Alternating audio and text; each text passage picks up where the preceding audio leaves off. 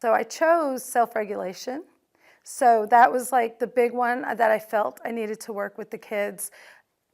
Organization in the 5th grade, not there. And I really wanted the kids to plan, be able to plan an assignment, plan their time, plan the work that we're doing, because we do so many activities and projects and we always run into overtime, things like that. Kids always, forgetting pencils. And so I really wanted the students to learn how to plan and move forward with that and see that they can be successful.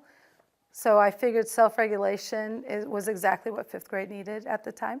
Once the students started seeing a difference and that they were in control of their studying and they could change their grade based on what they were studying. So as students started to recognize that, I realized, okay, this is their chance now. They needed to kind of be more proactive and self-directed in their study habits.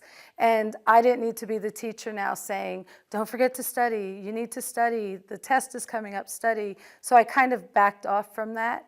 And as we were approaching different tests or assessments, the students were able to make their plan, figure out how they wanted to study.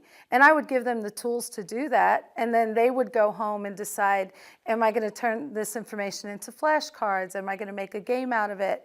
Am I going to involve my sister, my mom? And then they were documenting I always give them blank calendars, so they can document like how they were doing. Moms could initial to help monitor and keep the students in check.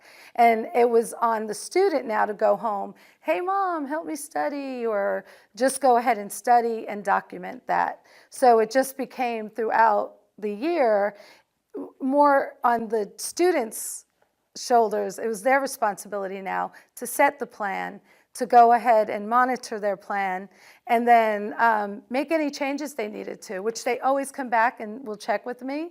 And we talked about it, and they make those changes as they more comfortable they would get, make their own changes and come back, and they were really proud, like, I made a change. And they would always reflect on that. Reflection is huge in my classroom.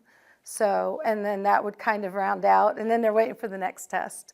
Like, what's the next thing we can do?